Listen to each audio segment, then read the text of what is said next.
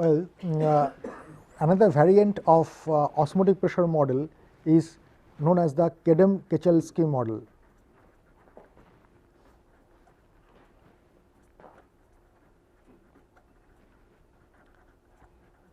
This is a variation of osmotic pressure model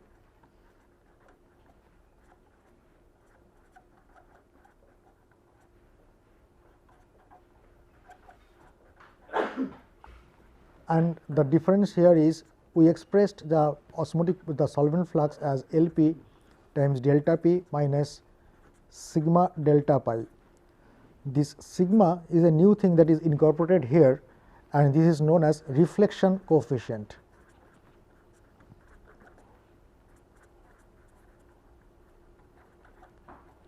This reflection coefficient indicates how the amount of some amount of solute is always reflecting back and some amount is going through the membrane system. If it is that means fraction of solute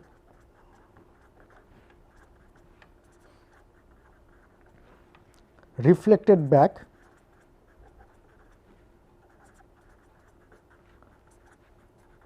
to the feed solution or feed system, and rest are permeating through the membrane or passing through the porous membrane. So, therefore, this sigma is always a fraction. Sigma is equal to 1 indicates that purely retentive membrane.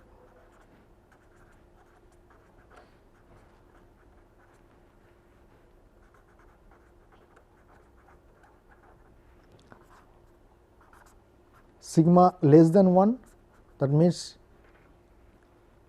solutes, some solutes are permeating through the membrane. So, this reflection coefficient is again an unknown parameter, and it has to be estimated from the method, the optimization method I just mentioned earlier. Now, if you look into the expression, if you look into the linear relationship of osmotic pressure and concentration, linear osmotic pressure and concentration relationship, the expression of J becomes LP delta P minus A sigma Cm minus Cp, and one can combine this equation with the film theory equation. Cm is equal to Cp plus C naught minus Cp exponential j by k, and one can combine these two equations and replace Cm in terms of Cp, and this becomes J Lp times del P minus A sigma Cm minus Cp. So, it will be C naught minus Cp exponential j by k. Okay. Now, so and the other equation you must be you are having two equations, two unknowns and one equation J and Cp, and the other equation will be coming from the solution diffusion model.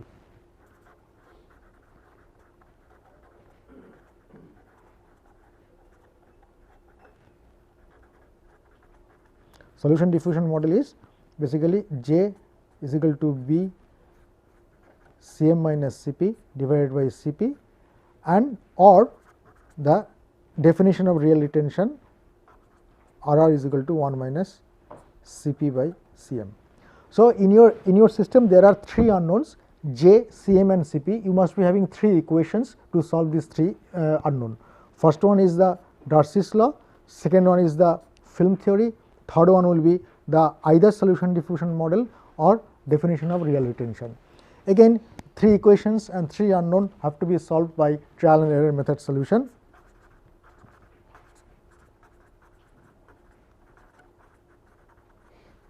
And J and Cp can be obtained.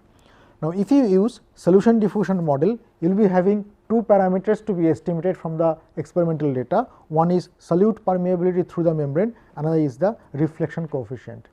If you use the definition of real retention, you will be having only one parameter, that is the reflection coefficient, and real retention can be estimated from a separate set of experiment. So, this is a variation of osmotic pressure model in terms of reflection coefficient. This is known as the Kedam-Kechalski equation. Next model we will be looking at, it will be more realistic. This is known as the modified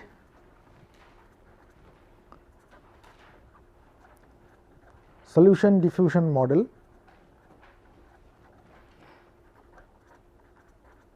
or solution diffusion imperfection model.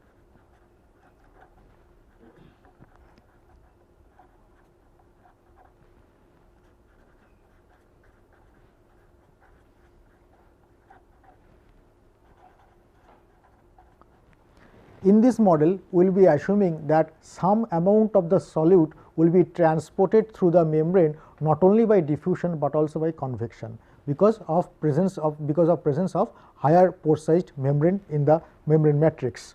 So, JCP, the modified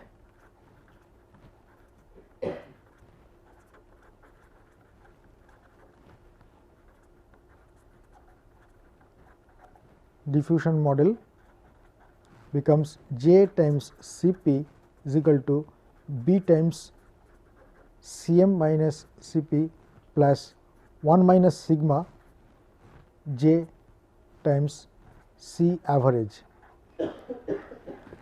This is the solute flux through the membrane, B is the solute permeability through the membrane. Up to here, up to the first term on the right hand side, it is a solution diffusion model, it is identical to the solution diffusion model, and this is 1 minus sigma J times C average is basically due to convection. Due to convection, this is due to diffusion. Sigma is the reflection coefficient,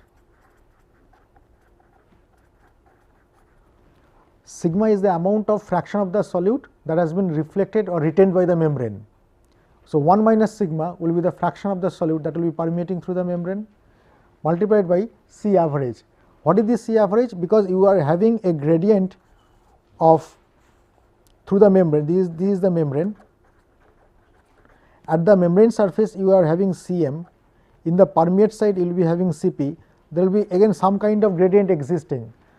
Now, this concentration will be which concentration? So, that is a problem, whether Cm or Cp or and any concentration in between is not known to you.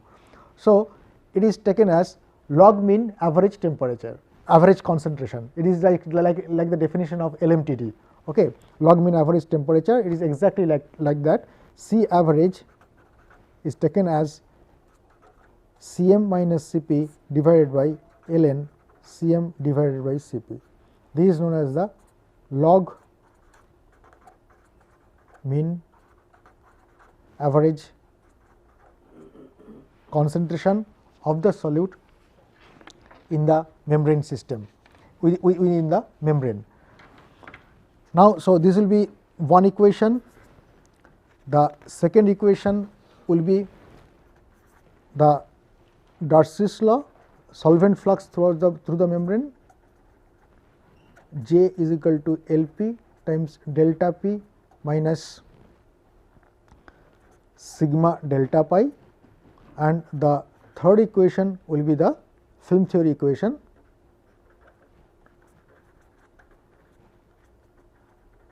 that is J is equal to K ln Cm minus Cp divided by C naught minus Cp. Three unknowns J, Cm and Cp, three equations and three unknown. It satisfies its degree of freedom and can be solved. So, one can get a system performance J and Cp as well as Cm. Now, again in this case the parameters, what are the parameters of the model? There are two parameters B and sigma. Okay. These two parameters will be estimated by the by comparing the calculated values of J and Cp with the experimental data and minimizing the sum of squares through the optimization technique. Okay. Now, depending on the situation, one can have actually these three, all these methods are applicable for. Now, let us look into the applicability of these equations. Applicable to system, which system? Reverse osmosis, nanofiltration, ultrafiltration. The microfiltration is entirely different, it is basically cake governing system, and these ultrafiltration are lower molecular cutoff ultrafiltration. Lower molecular weight cutoff ultrafiltration. For higher molecular weight cutoff, you will be having the cake governing mechanism. Now, for RO, you will be having the RR method or solution diffusion model is good enough.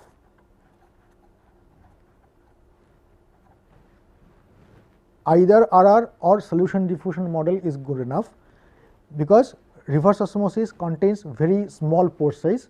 So, it is fair, it is good enough to assume that the solutes will be transported by diffusion through it. In nanofiltration, there are some more, there are pores which are basically in nanofiltration are open RO membrane, the pore size is slightly larger. So, either RR method or solution diffusion, modified solution diffusion model will be applicable. Why RR is applicable suitably in all these cases? Because it is basically a parameter which will be you will be estimating from a separate set of experiment. So, it will be dumping all the effects of solute transport to the membrane. Okay. In the case of lower molecular cutoff ultrafiltration, either RR method and modified solution diffusion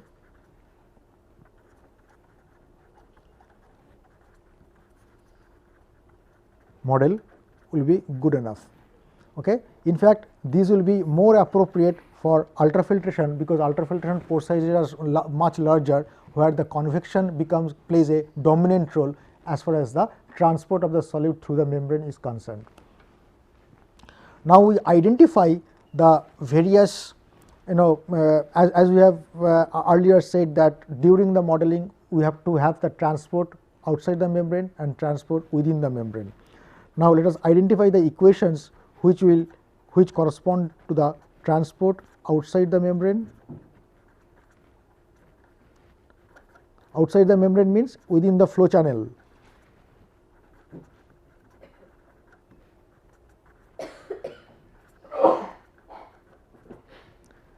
And transport inside the membrane.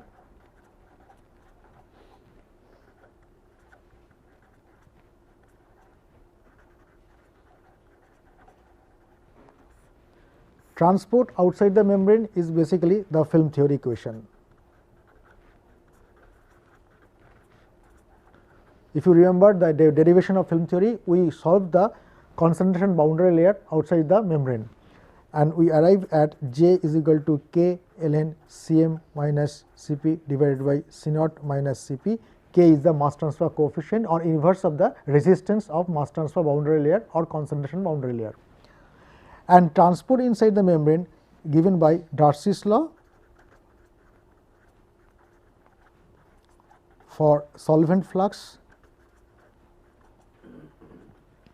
J is equal to Lp del p minus del pi or sigma del pi, the variant of that, that is one, and second is the solute flux.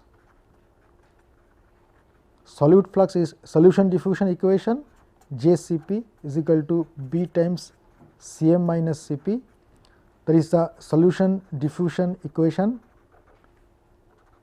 number 1, or it can be a modified solution diffusion equation, or number 3 is simply the definition of real retention. So, in case of solute flux, either one can use definition of real retention, or one can use solution diffusion equation, or one can use a modified solution diffusion equation based on the system and accuracy of calculation you require for your system. And transport through the membrane can be defined by the Darcy's transport of solvent through the membrane can be defined by quantified by the solvent flux by Darcy's law, or a modified Darcy's law by including the reflection coefficient. And transport law outside the membrane is solved by solving the concentration boundary layer equation in order to obtain the film theory equation. Okay. Now, all these whatever we have talked or discussed till now, it is the first generation model or the simplest kind of model. So, we have to go for the next generation model for getting better accuracy. In order to go for the next generation model, we have to identify what are the shortcomings of this present model. Okay. Now, let us write down the limitation of film theory or shortcoming of the film theory.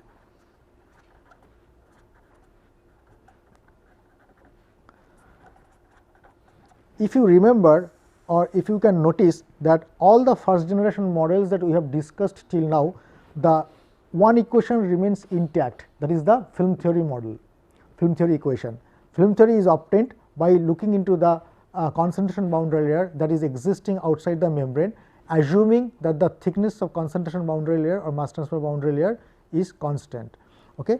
So, the first limitation is constant assumption of constant thickness.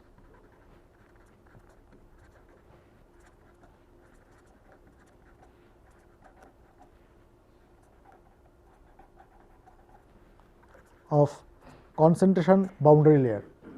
In fact, we have discussed earlier the entrance length required for a concentration boundary layer will be much larger compared to the entrance length required for a hydrodynamic boundary layer, because of high Schmidt number present of this system. High Schmidt number will be reflected because these solutes will be having very low diffusivity. So, therefore, if we use the film theory, a substantial portion of the channel where the boundary layer is developing is not encountered or not taken care of. Therefore, the permeate flux that you will be obtaining is using the film theory equation will be under predicting. So, that is one limitation, the thickness of concentration boundary layer is assumed to be constant. Actually, the concentration boundary layer is developing.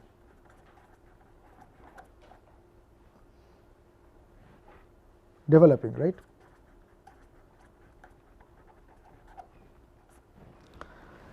Second assumption, if you look into the expression of Sherwood number, the mass transfer coefficient, mass transfer coefficients were estimated from the expressions of Sherwood number, and these Sherwood number relations are all obtained from heat and mass transfer analogy.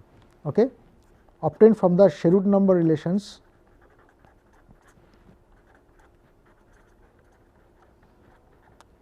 or correlations for the turbulent flow, and these are obtained from heat mass transfer analogy.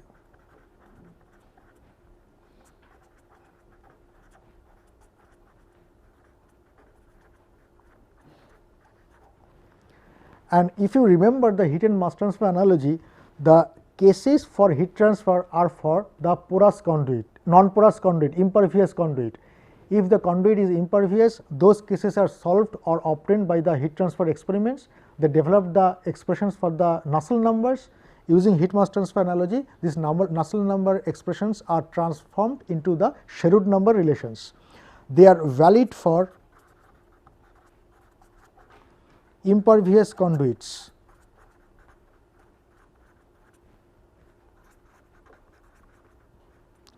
On the other hand, our cases, the conduits are porous.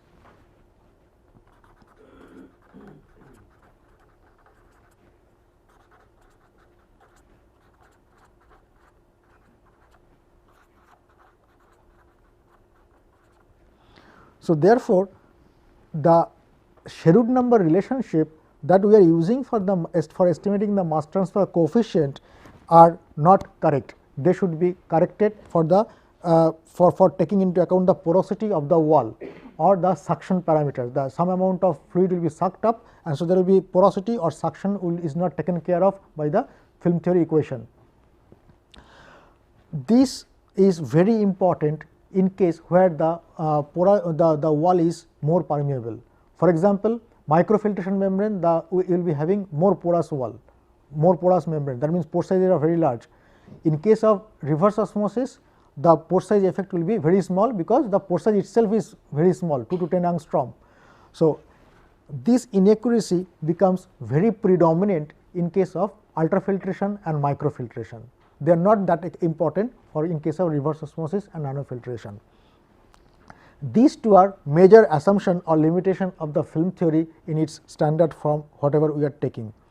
The third limitation is very true, that the physical properties are taken as constant.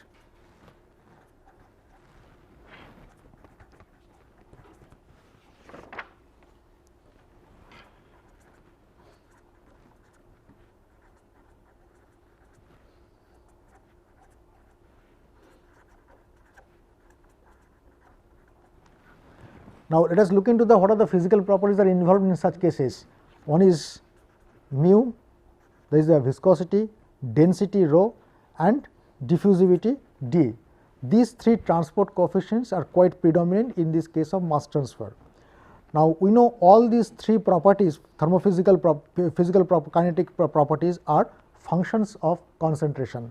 In fact, out of these three, viscosity is the strongest function of concentration.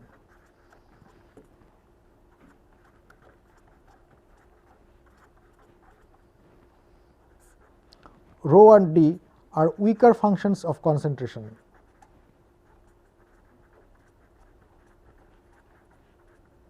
Between these two, density is the weakest function of concentration.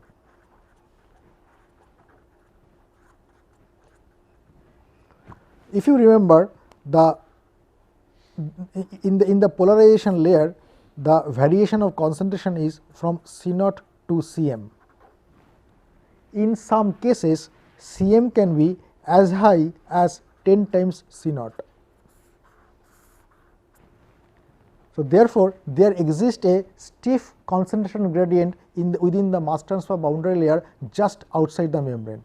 So, whenever there is such a tremendous change in concentration, all these physical properties are supposed to be affected, and they will be reflecting into the definition of the mass transfer coefficient, and mass transfer coefficient will be altered. Now, all these changes or limitations are not reflected in the film theory. So, what we will do in the next analysis? In the next analysis, we will try to overcome the first two limitations that we have mentioned in this list of limitations, that is the constant thickness of mass transfer boundary layer. We will do an analysis where we will be considering the developing mass transfer boundary layer with the porous wall. The third one, the variation of physical properties, it is very quite difficult to capture these features fundamentally. There are few papers that I will be telling you in the references that are available in the literature in the next class, some of the references done by my group, and mostly these changes are incorporated in the form of correction factors included in the mass transfer coefficient, like Seider-Tate correction factor in the Nusselt number relationship. Okay. Let us look into the how we can analyze a developing mass transfer boundary layer, so that the first two limitations of the film theory can be overcome.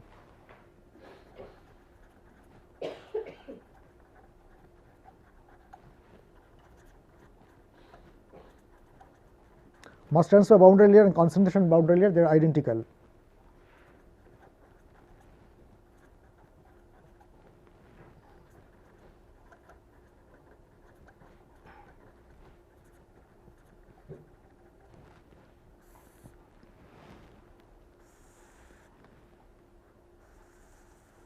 So, I am drawing a rectangular channel. Okay.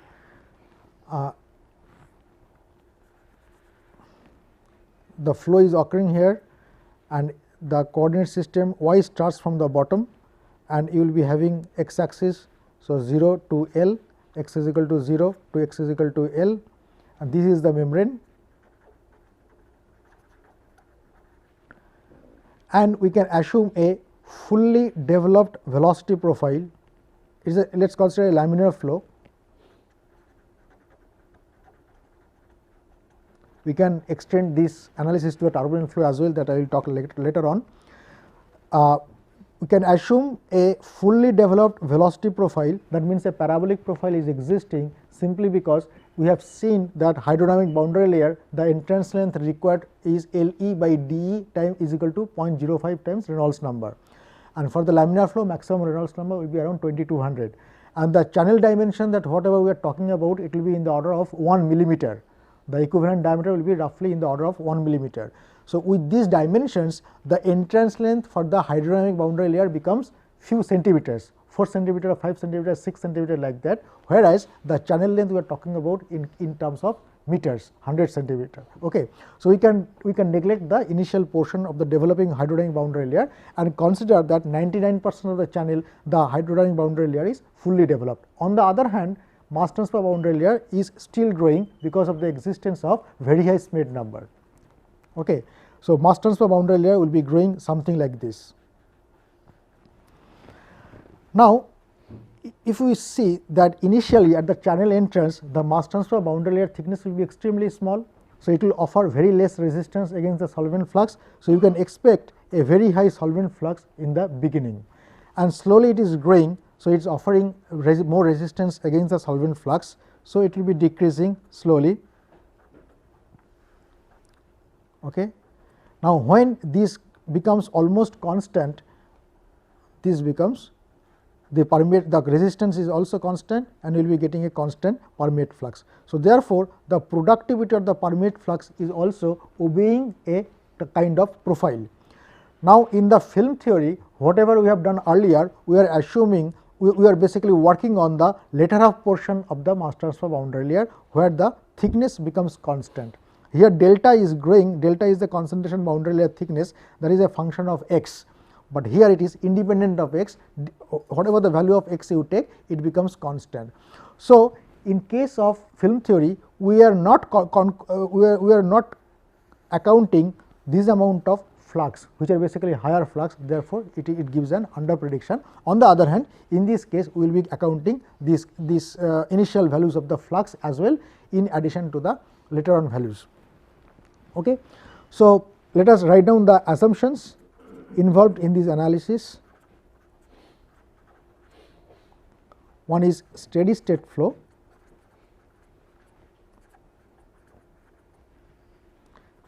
second is laminar flow, laminar fully developed flow,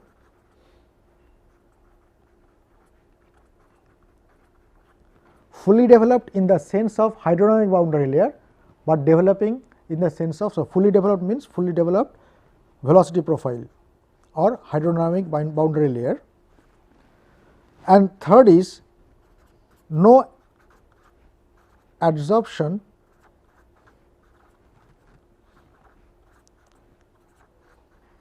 of solute on membrane surface.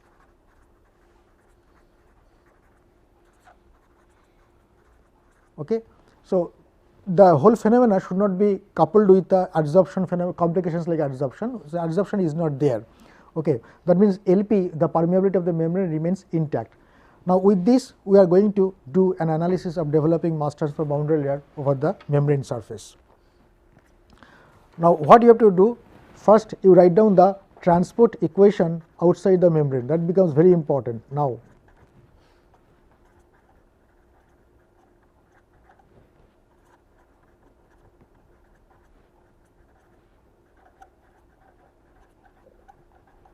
We will write down the transport equation outside the membrane, we will write down the transport equation inside the membrane,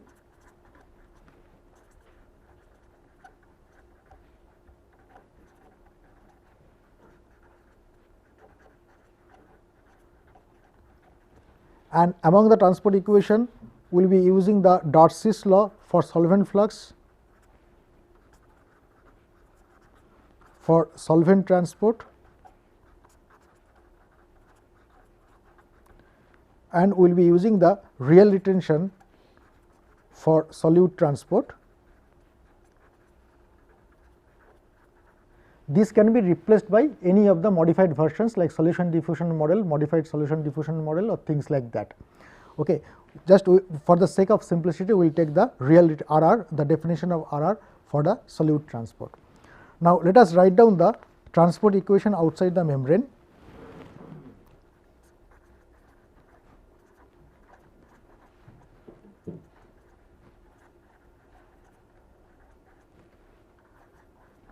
Outside membrane, but within concentration boundary layer, within mass transfer boundary layer, within concentration boundary layer or mass transfer boundary layer, because outside the concentration boundary layer or mass transfer boundary layer, everywhere concentration is same.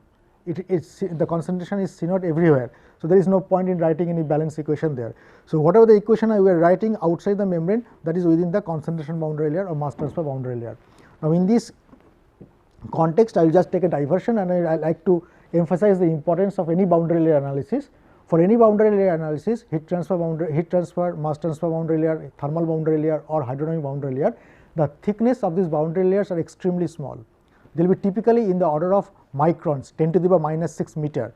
On the other hand, the actual channel dimensions or the flow dimensions will be in terms of millimeter or centimeters.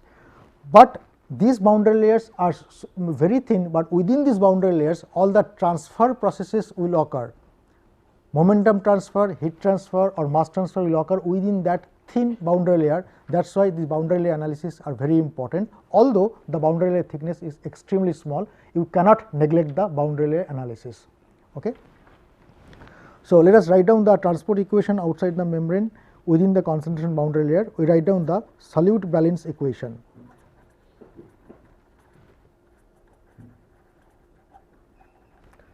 The solute balance equation will be simply U del C del x plus V del C del y is equal to d del square C del y square plus d del square C del x square. Right, the z dimension is too long. So, therefore, we write a two dimensional equation, it is a steady state. So, therefore, there is no del C del t term. X is along the membrane length, y is the in the vertical direction, in the transverse direction. So, this is the convective term in the x direction, convection in x direction,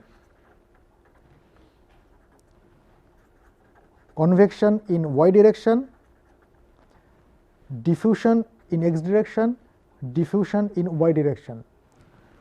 Typically, the axial velocity u for the laminar flow will be ranging from 0.1 to 0.4 meter per second, 0.1 to 0.4 meter per second. On the other hand, the diffusivity will be in the order of 10 to the power minus 10 to 10 to the power minus 11 meter square per second.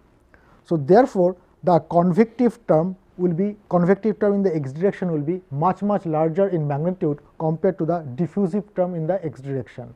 So, we can safely neglect the diffusive term in the x direction. So, these three quantities will constitute the solute mass balance within the mass transfer boundary layer. Now, in order to get an exact estimate, you should insert the profile of u, the velocity profile u and v in the above equation. If you do that, what is the velocity profile in the x direction? We consider it is a fully developed velocity profile as far as the hydrodynamics is concerned. Therefore, the parabolic velocity profile will exist. For a rectangular channel, this will be a function of y only, and it is 3 by 2 u naught into 1 minus y minus h divided by h square of that. This is the velocity, the parabolic velocity profile in the rectangular channel. What is u naught? U naught is the cross sectional average velocity.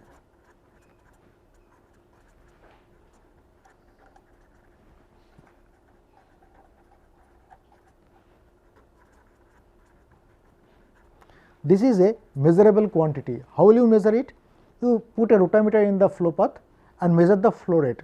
You know the geometry, you divide it by the cross sectional area, the velocity that you will be getting, you will be getting the value of u naught. So, this is the velocity profile in the x direction, and if you remember that concentration boundary layer thickness delta will be of the order of 10 to the power minus 6 meter.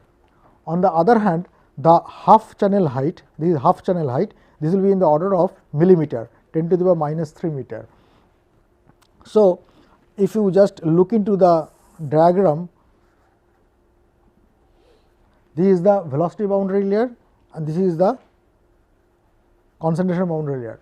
So, we do not require the full velocity profile to solve this equation, because this equation is valid within y is equal to 0 to y is equal to delta.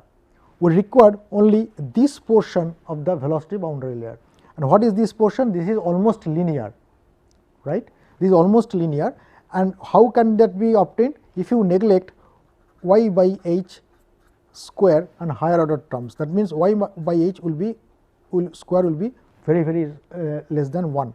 That means h itself will be 3 order of magnitude higher compared to y. So, therefore, y by h will be in the order of 10 to the minus 3, square will be 10 to the minus 6. So, you can neglect that.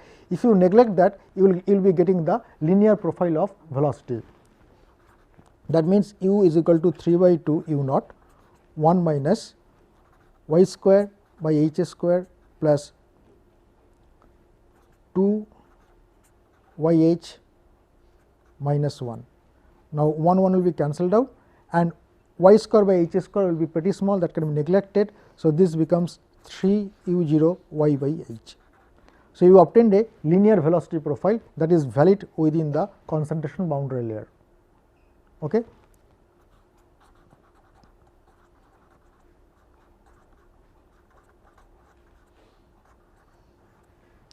So, we finalize the velocity profile in the x direction. Let us look into the velocity profile in the y direction.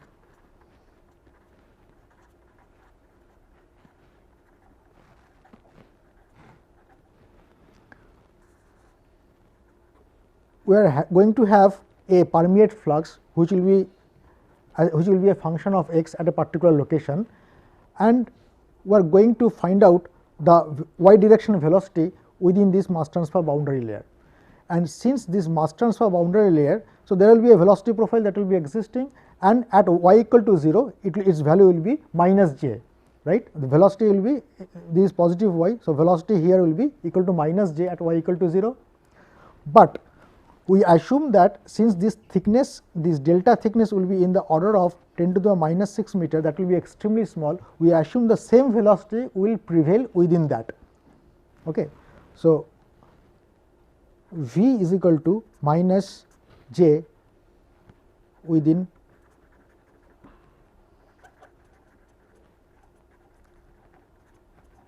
mass transfer boundary layer. This is a valid assumption because the thickness of mass transfer boundary layer will be extremely small. So, let us write down our governing equation. Our governing equation now becomes 3 u 0 y by h del c del x minus j del c del y is equal to d del square c del y square. Okay. This equation is known as the convection diffusion equation or advective equation.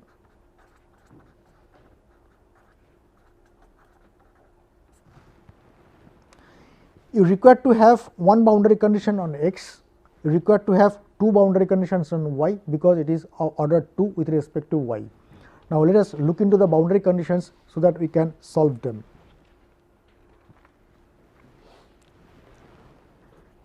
At x is equal to 0, c is equal to c naught. At y equal to delta, at y is equal to delta, you will be having c is equal to c naught. At y is equal to 0, at the steady state, all the fluxes towards the membrane will be equal to 0. That means, j times Cm minus Cp plus d del c del y will be equal to 0. This is known as a Robin mixed boundary condition. Okay.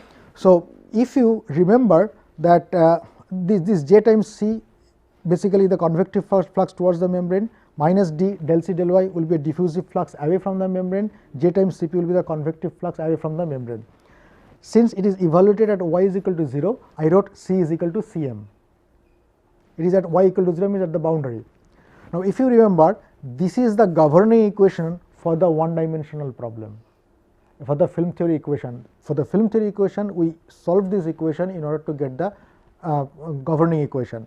Now, for a two dimensional problem, so therefore, for a two dimensional problem, the governing equation of one dimensional problem has become a boundary condition for a two dimensional problem.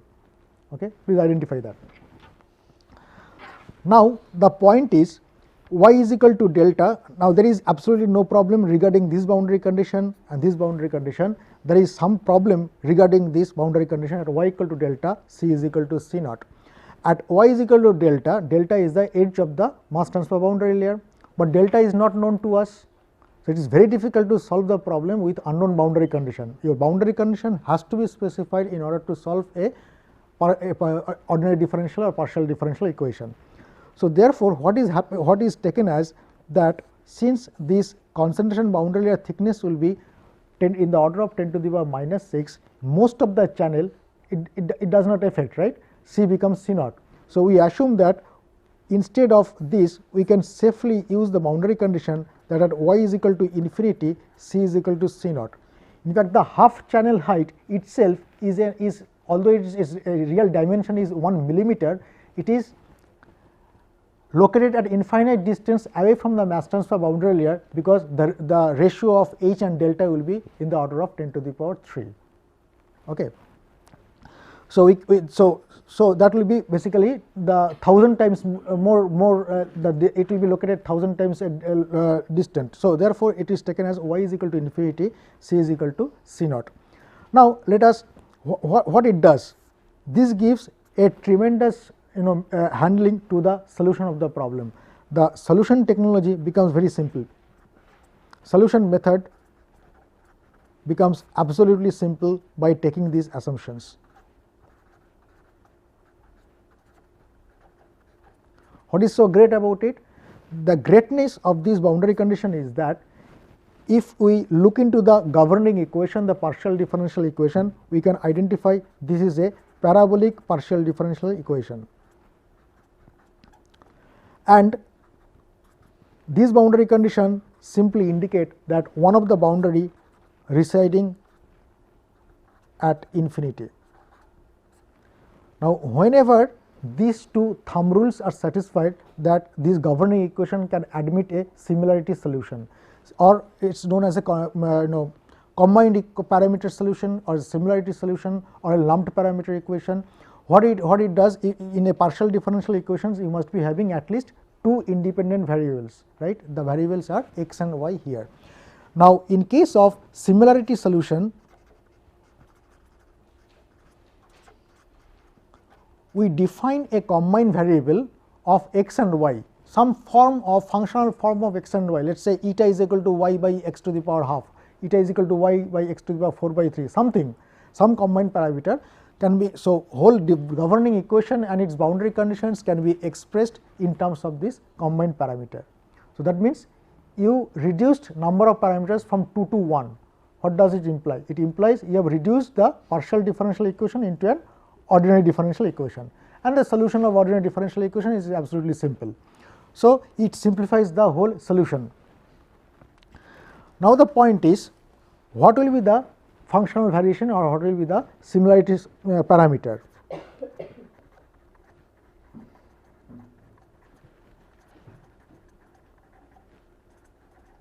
Similarity parameter is basically a combined parameter which will be a function of x and y, the independent parameter. Okay. What is this functional form? Whether it is y by x to the power half, or whether it is y by x to the power 1/3, or y by x to the power 4/3, or whatever it is. This parameter is known as the similarity parameter or combined variable, parameter, or a lumped parameter.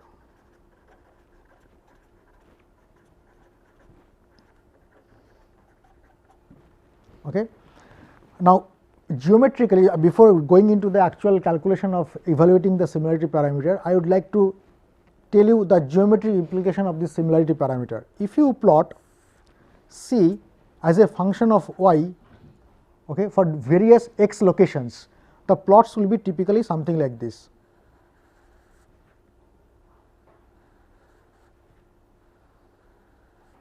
This is maybe at location x1, this is maybe at a location x2, this is maybe at the location x3. These are the various concentration profile across the channel. Now, so this goes from C is equal to 1 to whatever, okay. Because this is always greater than 1. Now, C at membrane surface divided by C naught. Anyway, now for combined parameter, if you plot or similarity parameter, if you plot this concentration profile as a function of y by delta, or that is how the similarity parameter is defined, okay, eta is equal to y by delta. Y by delta means the profiles, these profiles are known as the self similar profiles. So, if you divide by eta as y, define eta as y by delta, all these curves, all these individual curves will collapse on a single curve. Okay. So, you can represent all these number of curves on a single curve.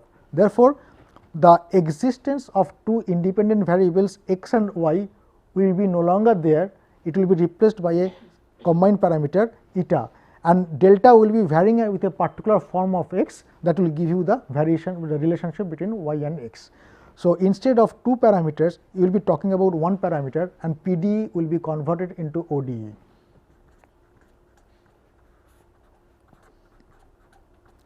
So, that is how the similarity solution becomes very handy, and it reduces the PDE to ODE, and the solution of ODE are quite simple. Now, let us look into how to evaluate the similarity parameter. The evaluation of similarity parameter goes like this,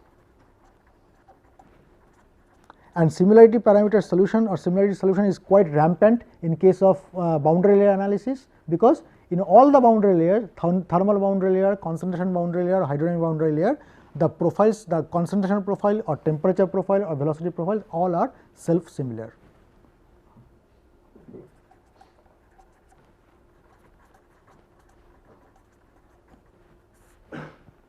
If you remember, the governing equation was u del c del x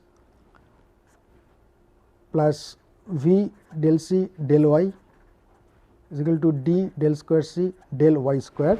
You insert the velocity profile, this becomes 3 u 0 y by h is the half height, del c del x minus j del c del y is equal to d del square c del y square. Okay.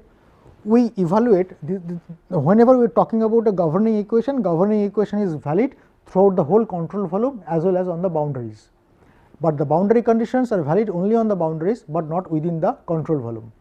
So, this equation must be valid over the edge of the boundary layer. So, you evaluate this equation at the edge of boundary layer.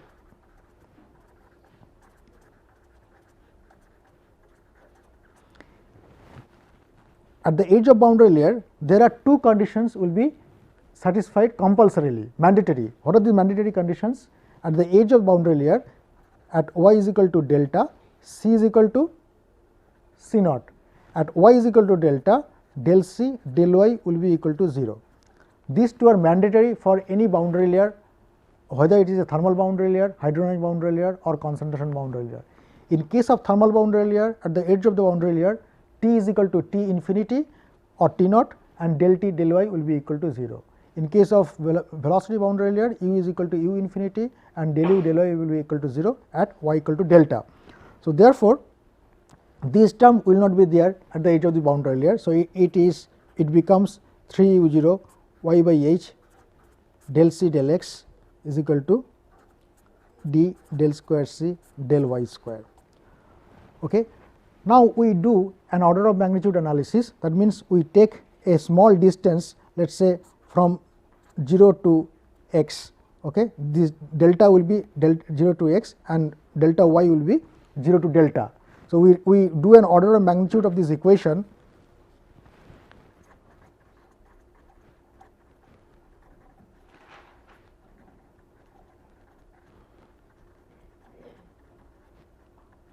That will give you 3 u 0, y becomes delta minus 0 divided by h, and delta c divided by delta x becomes x minus 0 is roughly d del square c is nothing but delta c divided by delta y square is nothing but delta minus 0 square of that.